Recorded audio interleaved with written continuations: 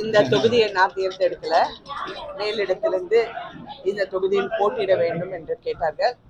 அதனால இது எனக்கு விருதுநகர் வந்து எங்களுக்கு புதுசு இல்லை. ஏன்னா நாங்கள் நிறைய இந்த விருதுநகருக்கு பிரச்சாரத்துக்கு வந்திருக்கோம். எங்கள் மணிமண்டபம் இங்கே பெருசாக காமராஜர் அவர்களுக்கு கட்டியிருக்கிறோம். எங்களுக்கு சொந்தம் இங்கே இருக்கிறாங்க, அடிக்கடி இங்கே வருவோம். அதனால எங்களுக்கு இன்னும் இது ரொம்ப சந்தோஷமான விஷயமாக இருந்தது.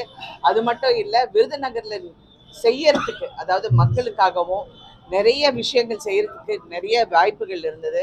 இது எல்லாம் கண்டிப்பாக நல்லபடியா செய்ய முடியுங்கிற நம்பிக்கை அந்த அடிப்படையில தான் இங்க வந்திருக்கோம். பார்ப்போம், போக போக பார்க்கலாம். ஏன்னா இப்போதைக்கு வந்து நான் கேள்விப்பட்ட வரைக்கும் அவர் மாணிக்க தாக்கூர் மேல அவர் நிறைய இந்த ஊருக்கு வந்ததில்லை. எதுவுமே அவர் வந்து செயல்பாடு வந்து கொஞ்சம் குறைவா இருந்ததாக சொல்றாங்க. மீதியெல்லாம் பார்க்கலாம்.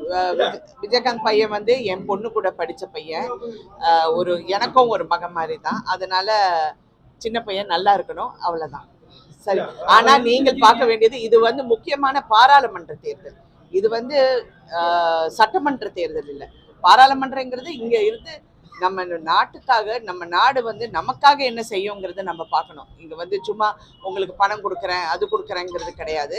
இங்க நல்ல திட்டங்கள் தீட்டப்படணும். இங்க வேலை வாய்ப்பு உருவாக்கி கொடுக்கணும், வீடு வசதி கொடுக்கணும், தண்ணீர் வசதியை பார்க்கணும்.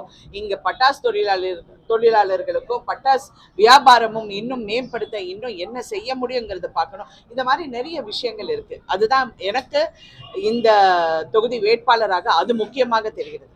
ரொம்ப நல்லா இருந்தது. எனக்கு எல்லாருடைய உற்சாகம், அதாவது பாரதிய ஜனதா கட்சியின் உற்சாகமும், அதுவும் அவங்க ஆர்கனைசேஷன், அதாவது எப்படி எல்லாமே அவங்க செட் பண்ணி பூத் வரைக்கும் எல்லாமே ரொம்ப கடுமையா உழைச்சு ரொம்ப அழகாக வெற்றி வந்து இன்னும் ஈஸியா இருக்கிற மாதிரி அவங்க வேலை செஞ்சிருக்காங்க.